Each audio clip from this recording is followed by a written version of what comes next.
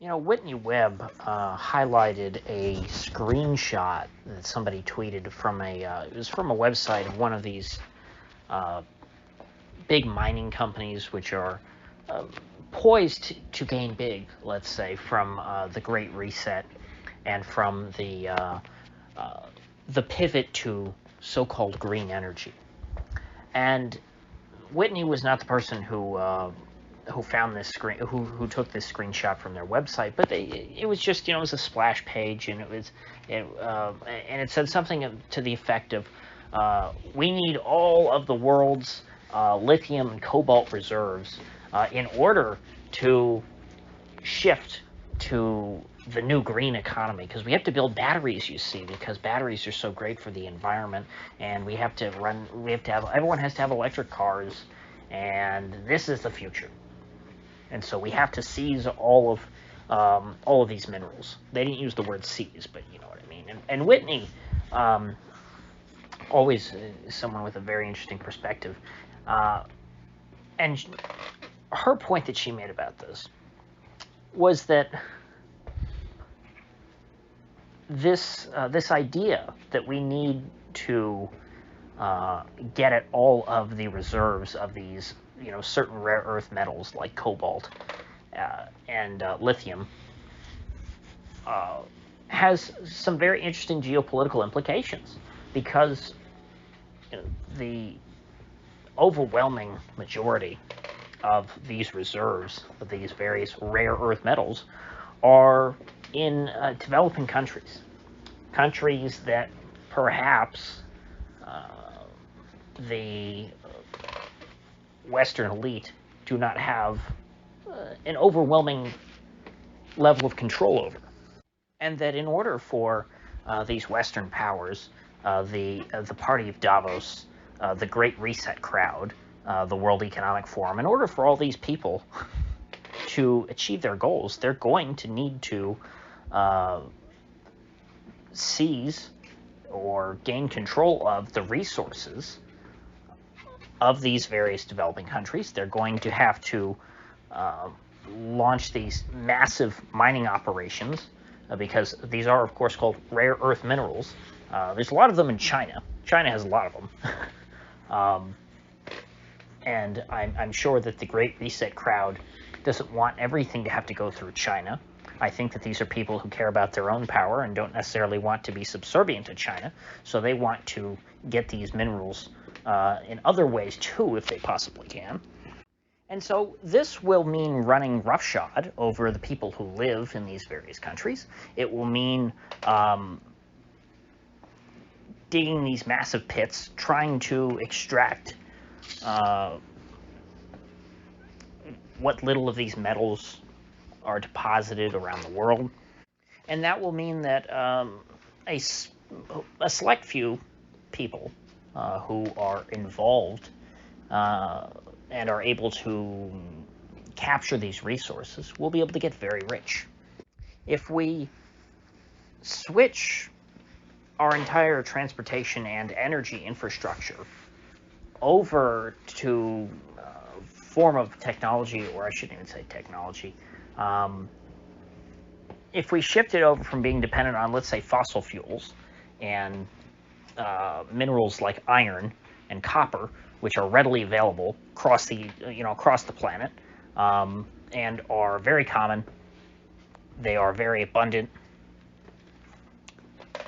If we switch from using those very plentiful minerals over to using something using things of the likes of cobalt and lithium and whatever you use to make solar panels, I'm sure those minerals are involved. I'm sure cobalt and the like is involved with that. This will obviously make things like cars or reliable electricity much more scarce, because simply put, there just aren't enough of these minerals around the world to do what the Great Reset is telling us will be done. These resources are very scarce. and that's why they're very expensive. This idea that, oh, well, you see, fossil fuels are a finite resource, therefore we have to all start using lithium batteries, which are unquestionably far more scarce than something like crude oil. It's preposterous. I don't fully understand what all of these elites have to gain, why it is that I think that Whitney is going in the right direction.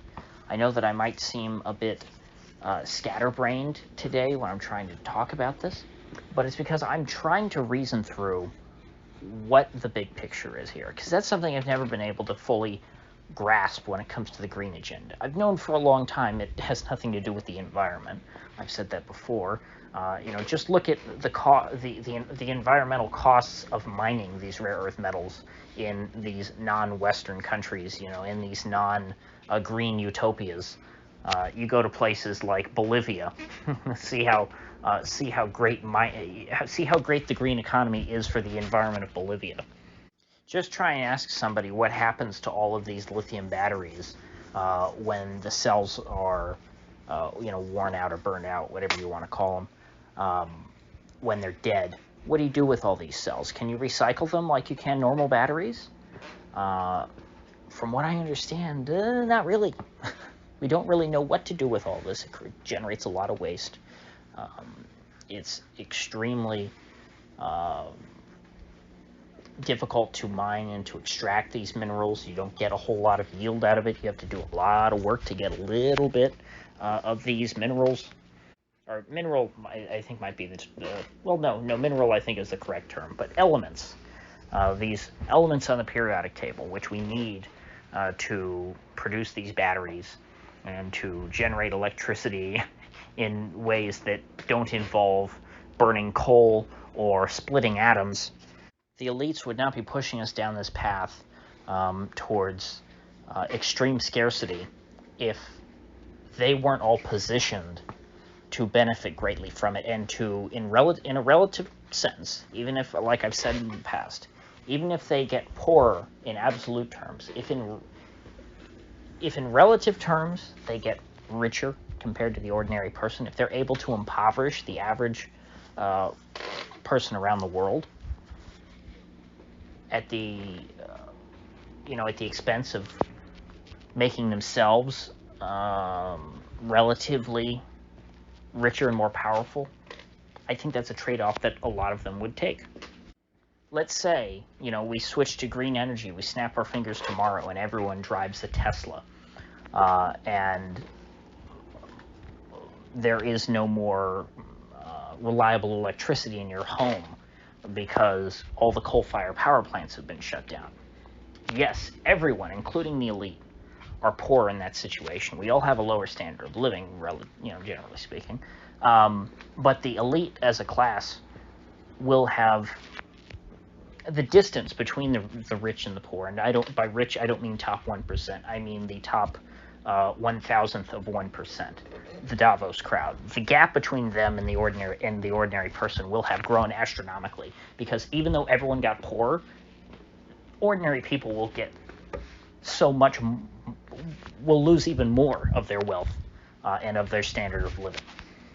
Because the whole, green energy dream is at best a bubble. It's a scam, because it's not possible. This idea, I saw someone under Whitney's tweet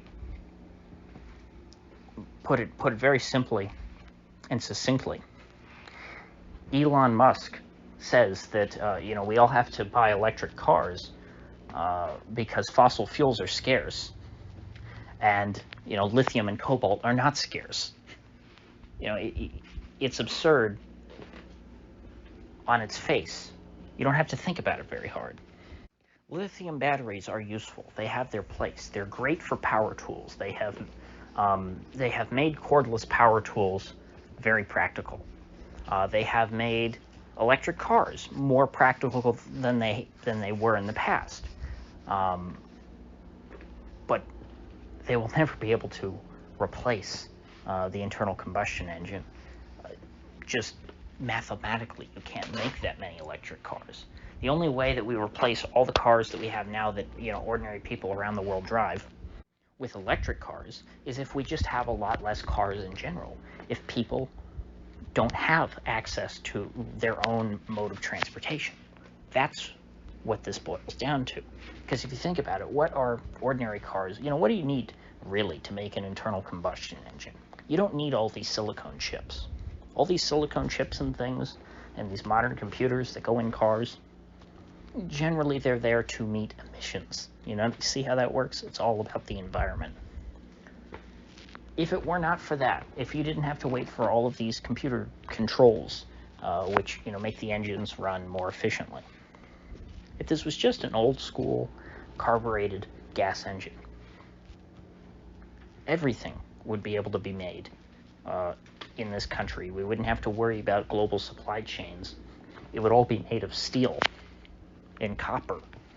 Very little copper, though, because you wouldn't need a lot of wiring.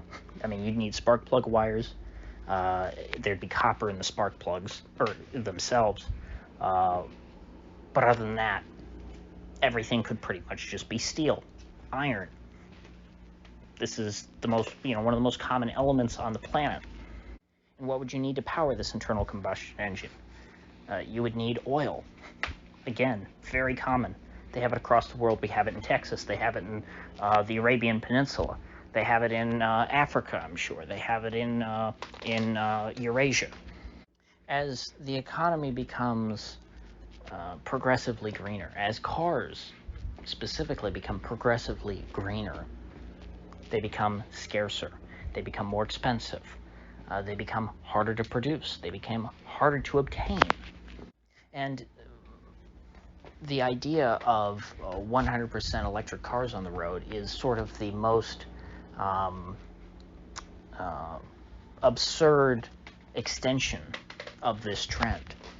And if they really do try and embark down this path, ultimately it will become clear that this is not practical, that this is not possible. And people will have to go back to doing basically what they do in Cuba.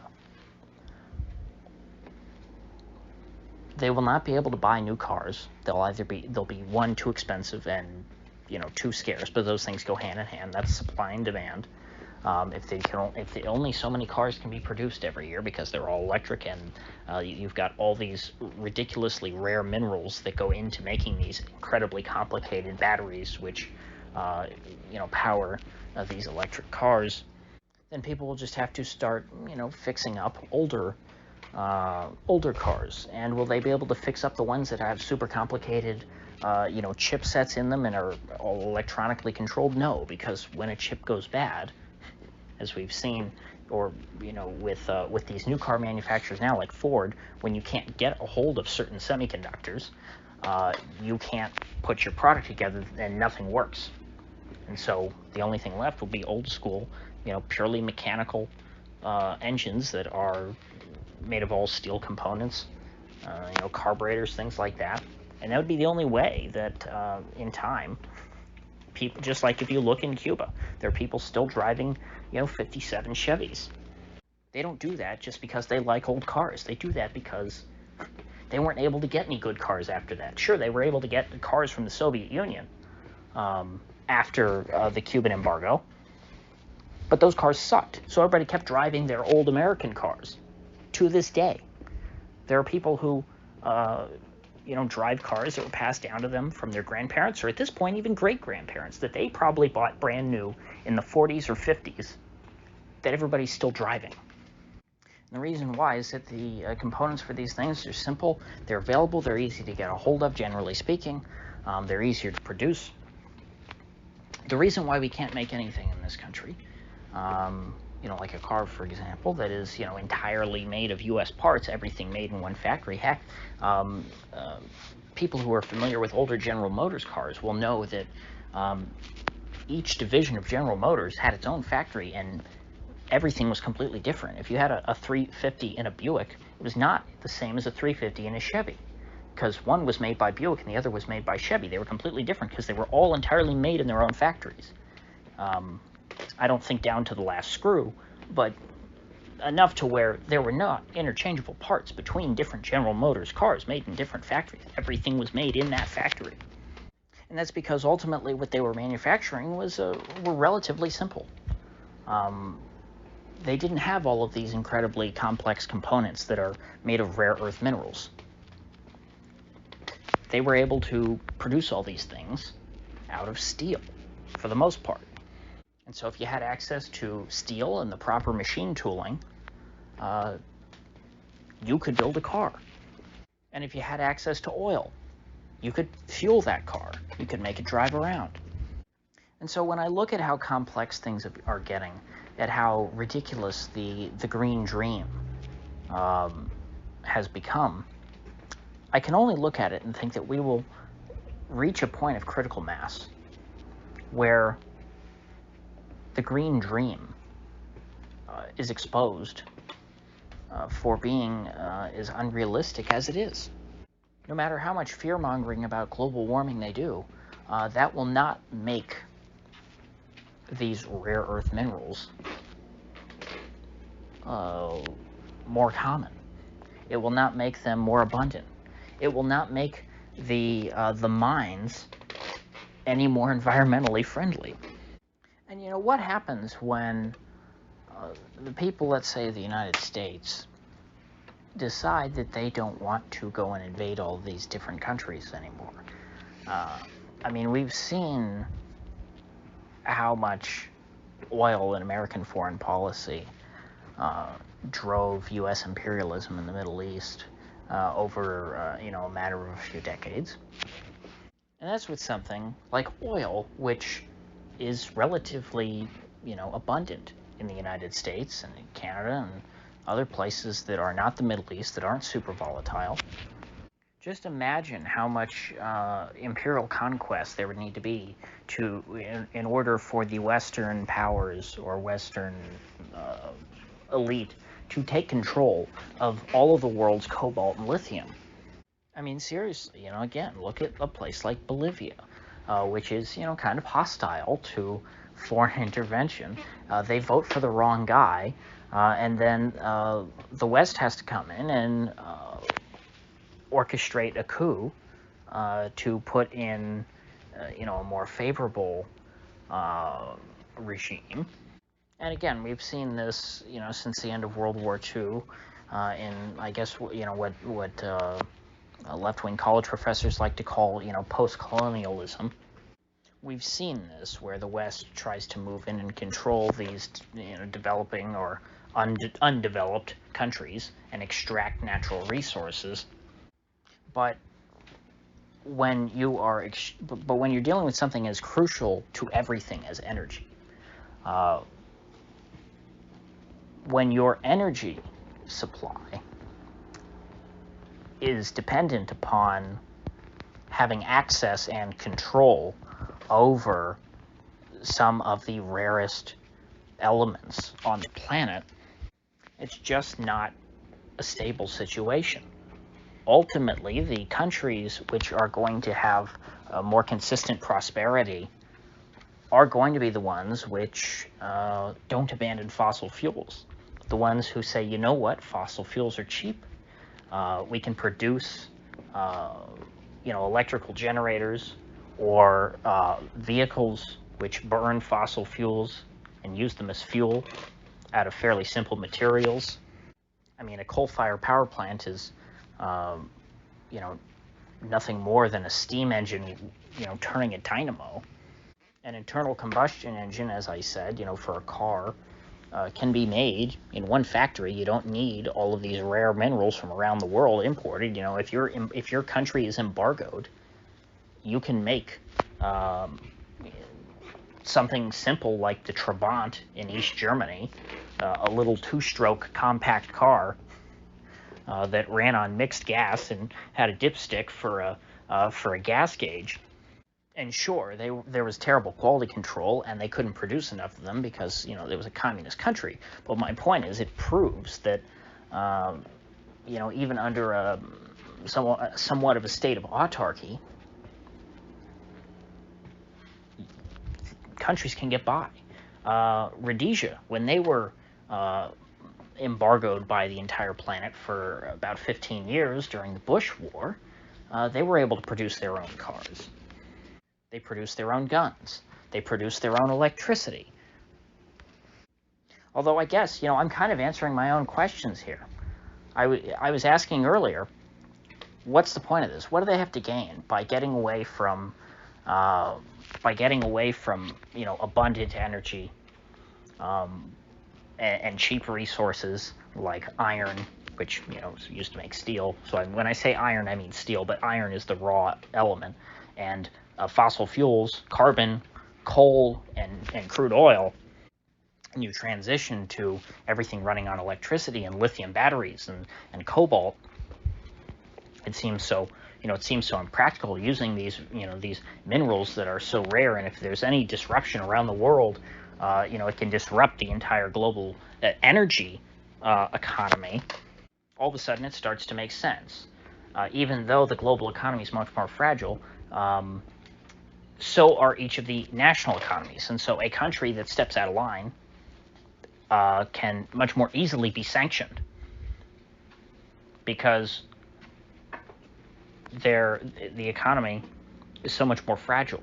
You can't do something like what Rhodesia did in the 60s and 70s, where you build your own cars and generate your own electricity if everyone is driving Teslas. Because you have to get those battery cells made somewhere, or even if you somehow are able to produce them in your own country, those cells, you will need to get the rare earths from around the world. And if you're embargoed, you're not getting any of those things in. Whereas in a dirty economy, as long as you've got coal, oil, natural gas, and iron ore, you can do just about anything you want. You can generate your own electricity, you can build your own cars, you can build your own weapons. I guess you'd need lead for the bullets, for your weapons, but again, lead is not uncommon. Copper, it's rare, certainly a lot rarer than iron ore, but it's still not super rare. The tighter the supply, the less competition there is, the easier it will be to exclude certain people, the easier it will be to control the global economy and the national economies of every country around the world. This, now that I think about it, and this is the reason why I make these videos, is so that I can think out loud. That's all I'm doing here. Once I think about it that way, the green agenda starts to make more sense. The green Ponzi starts to make more sense. Michael Burry ripped into Musk, and I don't normally get into financial gossip, but Michael Burry, the guy from The Big Short, he was played by what's his name, American Psycho. Is it Christian Bale? I always confuse him with a couple of other actors. Some of these pretty white boys in Hollywood kind of blend together to me. Even though I am a white boy, you would think I'd be able to tell them apart. It's not a racial thing. It's just sometimes you got these guys who kind of, like Jake Gyllenhaal. I think I know their names. When I hear their names, I know they're different guys. But when I try and think about the movies they were in, I get them mixed up. Might be because Jake Gyllenhaal's sister, I believe, was in one of the Batman movies. But now I'm getting way off topic. What the hell am I doing? So anyway, Michael Burry, who was played by Christian Bale in the movie, I believe, was ripping into Musk because he said, hey, you make your money off of taxpayer subsidies, which is very fair. I'm not one of these people who kisses Musk's ass. I've never trusted him. Still don't trust him. And I don't like his business. I don't like Tesla. I never have, not one bit. I wish him great success at it, but not at the expense of the taxpayer or of traditional car companies. I mean, the only reason why Tesla, has gotten any real revenue for, a lot of the years of their existence is because Dodge, in particular, buys all these carbon credits from Tesla because Dodge doesn't really sell any electric cars. I mean, yeah, they own Jeep and Jeep now has an electric vehicle, I believe, that goes like 30 miles.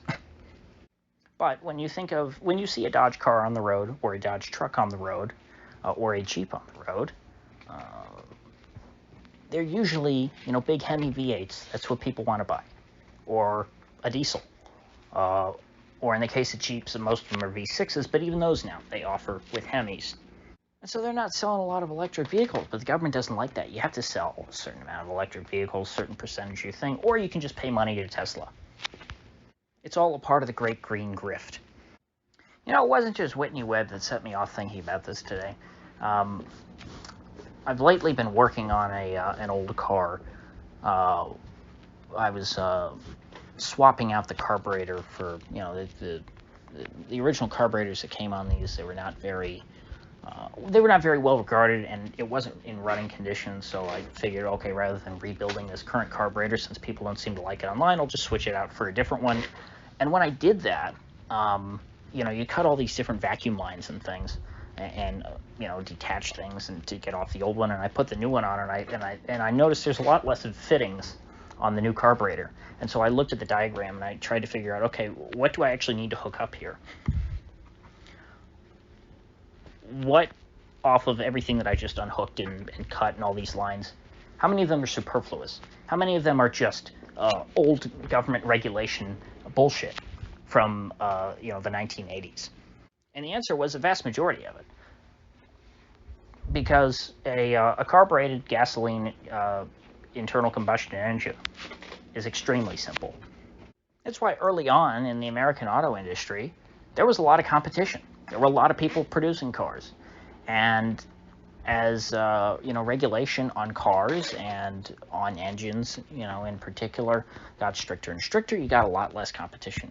You had more and more companies dropping off, going out of business, and eventually we ended up with the big three, which even the big three would not exist today without the government continually bailing them out, because despite not having any competition, domestically, because they don't have any domestic competition, they're very weak businesses, and they can't really survive under their own weight. People used to think of a company like General Motors or Ford as big behemoths, or Chrysler, and they're jokes these days. Most people recognize that. One day Tesla will be too. I mean, Tesla's entire existence is predicated on government subsidies and on Elon Musk's reputation attracting investors, and Elon Musk himself injecting billions and billions and billions into Tesla. The only way that Tesla will ever be a profitable company is if the global elite, the Western elite specifically, because I'm sure the Russians don't want all this stuff, because Russia has oil. Russia's very happy with that. I assure you that if the West tries to, ban all of these fossil fuel generated electricity and fossil fuel powered cars, Russia will be very happy to continue to go along with it. So will China. China's building new coal-fired power plants because they're smart and they recognize coal is very cheap. I'm sure China would be very happy to drive around in their own cheap gas-powered cars and power their homes with cheap coal-fired coal-fired generated electricity, while exporting all of these very expensive lithium batteries to the Western world. And Russia will do the same, minus the lithium part. I don't know if there's I don't think there's a substantial known lithium deposits or other rare earth minerals, out in Siberia or something, although wouldn't be surprised if they found them. They've got a lot of them in China, they've got them in Afghanistan, and both those countries are pretty close to Russia. So to wrap up, when will this whole big green fever dream come to an end? When will people realize that this can't work? It can't possibly work. The answer to that, I think, will come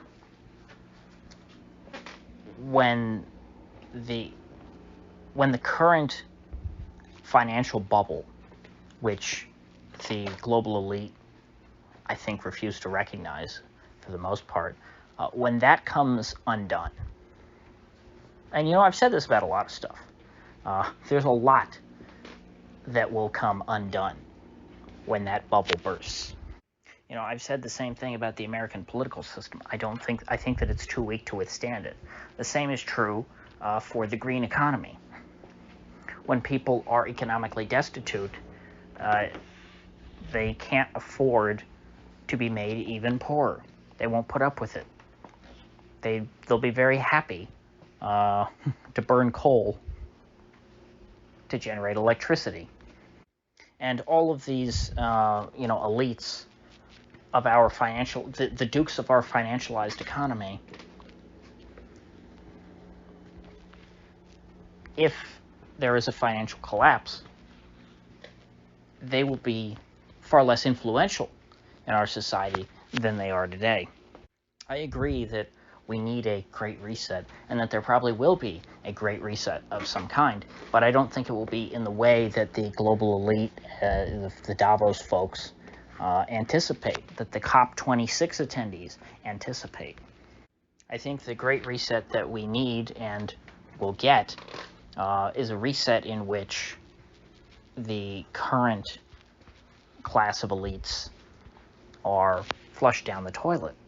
And, obviously in any society there are elites. But ideally you don't want those to be bad people who hurt society. Normally you want the elite of your society to be the best members of your society, not artificial elites, natural elites, people who are considered elite because they are better than other people at very important things. And so I don't want to, I'm trying very hard to stay focused on this, but I keep wanting to branch off in different directions. And I know I have been doing that for 32 minutes now, but bear with me for just a few more. I haven't talked about anything but Rittenhouse in over a week, or about a week, I guess, at this point. So I'm kind of exploding, wanting to talk about other topics. But if I may indulge me when I go over a hypothetical scenario, which I think is quite likely. The Fed is currently tapering. I don't think the Fed will actually raise interest rates, but let's not argue about that right now. Let's just say that interest rates begin to rise for whatever reason. Inflation, because the Fed actually decides to raise interest rates. Either way, interest rates can go up for either reason. And, considering that inflation is on a pretty uncomfortable pace, although not catastrophic yet, it's not as bad as it could be. It's not bad enough to really hike up interest rates, but if it does, let's say interest rates get to 5%, that would be enough, 5% on the 10-year Treasury bond. I just Googled real quick just to see what 10-year yield is. It seems to be 1.49% or somewhere around there. 1.4-ish, 1.5, let's say 1.5. So 5% would be big compared to that. And the U.S. government simply would not be able to pay that. If the interest that the U.S. government is paying on its debt went from 1.5% on the 10-year to 5%, that would be the end of America. It's that's something that I don't think can be disputed at this point. If the U.S. went bankrupt, it would deal a huge blow to the dollar. It would create massive civil unrest. Government services would be interrupted. The U.S. would be unable financially to maintain its overseas empire. It would be a rapid unraveling of the United States. And in the aftermath of that, the U.S. federal government would, if not cease to exist on entirely, it would cease to exist in all but name. It would simply be unable to exercise the kind of authority that it currently wields. And the United States, as a whole, is a very diverse place. And a place like I live, let's say Florida, if not for the power of Washington, there is no chance that we here would go along with the likes of the Great Reset and the decarbonization movement, the degrowth movement, as it's been called in the past, if not for the EPA and other federal agencies. This whole all of these regulations about oh, you have to have so many electric cars. Oh, everybody, we have to import all of these Chinese lithium batteries. This would go away. It would be over. The U.S., if it shattered into, at the very least, a few pieces, the Great Reset in America would be dead. Electric cars would rely on market demand, which is not nearly strong enough to convert the entirety of all the cars on the road into electric cars, because they're not a direct replacement. They're very expensive, and they don't go as far as gas cars, and they take a long time to charge up. There are certain people, if you just commute back and forth to work, it can be very convenient. If you have solar panels on your garage roof, you can charge your car for free. Hey, it might make sense. Until a few years later, when you have to replace all your batteries, and that gets very expensive. And then there's the problem of what to do with those batteries when you dispose of them. But again, the market would sort this out with prices. And so therefore, the vast majority of us who would not be able, well, I shouldn't even say this. It's not that electric cars right now are too expensive for anybody to afford. That's not true. There are people who buy electric cars already. Even if you got rid of the subsidies, there would be some people who can buy electric cars. But the problem is, if you made everybody buy electric cars, only so many electric cars can be produced. Only so many of these batteries can be produced. The resources used to produce electric cars are extremely scarce. And so the price would go up astronomically. A car would not cost $60,000, which to me is ridiculous already. It's absurdly high. But, gas cars can cost you $60,000, $70,000,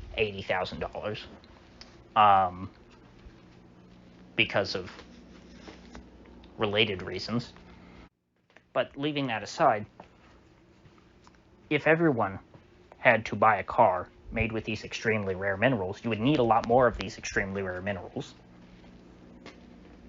And supply simply would not be able to keep up with demand. And so unless you have a centralized authority imposing this on an economy, on a people are not going to abandon the internal combustion engine. In fact, I think people will go backwards. People will start producing simpler cars again. They will produce, carbureted engines. They'll produce, diesel engines with mechanical injection again. When you have things like chip shortages, because it can be done. It's been done in the past. It's quite easy to do. And an unregulated market economy, and by unregulated I mean unconstricted, unmanipulated, a market in which the elite are not able to self-select for their own success. In that kind of a market, you're going to end up with a lot of abundance, because the market will gravitate towards cheap resources and cheap, modes of manufacturing, and produce a product that people want.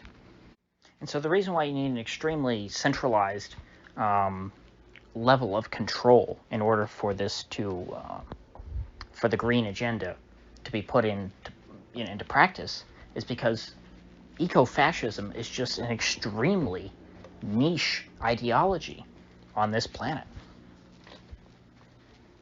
And it's very popular amongst the party of Davos, but amongst ordinary people, eco-fascism is not very popular. And so, if, like I say, if the U.S. Central government goes belly up, if it loses its influence. I'm not saying goes away entirely. I'm just saying goes bankrupt because interest rates go up once, which have happened before. Interest rates, they go up, they go down. It tends to come in waves. At some point, interest rates go up. And as soon as that happens, America's over forever. And so at that point, the green agenda will have to rely on eco-fascists being embedded at the state level. And there are a lot of states, where these people are in power. California, obviously, number one. California banned small engines. You're not allowed to have a generator, I don't think, even in California, which is great when you have a very unreliable power grid. Not being allowed to own a gas generator is great, because that just means that everybody, is forced to lose power together. You can't turn on your generator when the lights go out. You're just going to have to suffer with everyone else. It's only fair, right? So if I lived in a place like California, I would not have any hope. I wouldn't. But because I live where I live, I think that when things get bad, when things start to hit the fan, I always wonder, where the hell does that analogy come from? It's disgusting. It's vivid, but who thought of that? There must have been a real-life situation at some point where that came up. But anyway, I really need to wrap this up. I've gone almost 45 minutes at this point. So I guess I'll end on this note.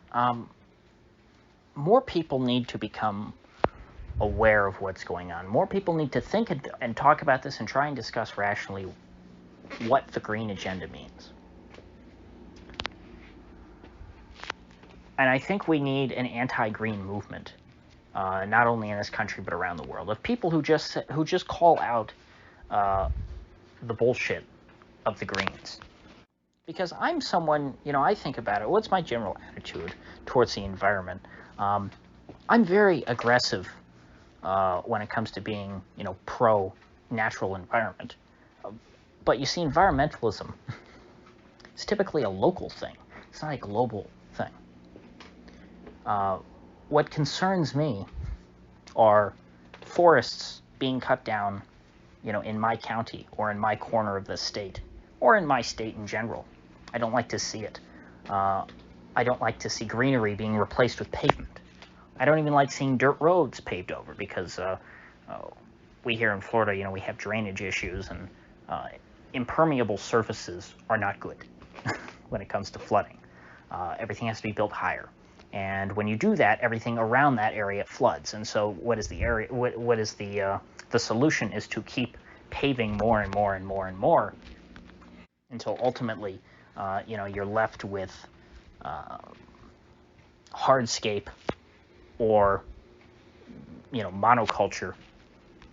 By monoculture, I mean, the very artificial yard that has to be heavily fertilized and watered to stay evenly green throughout all the seasons.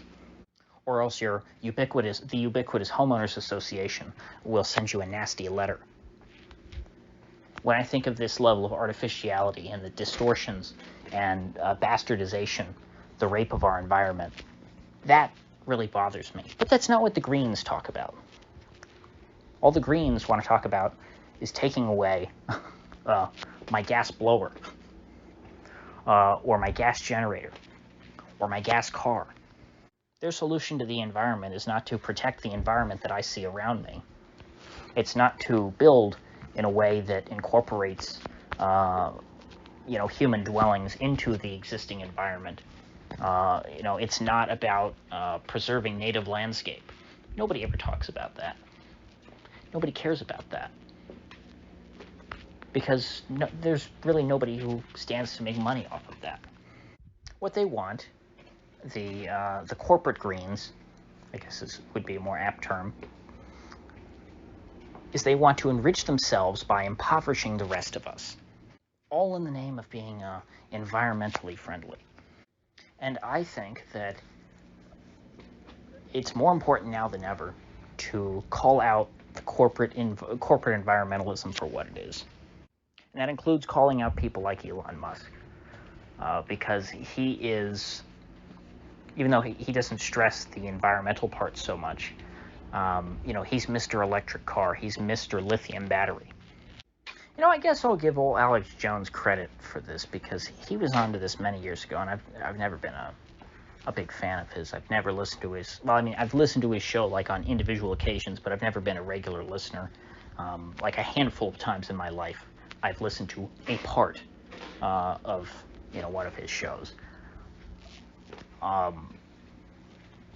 But he was the first person I heard many years ago who made the connection to where carbon is the building block of life, and by wanting to regulate and limit carbon, in essence, the global elite want to regulate and limit humanity and human life and prosperity.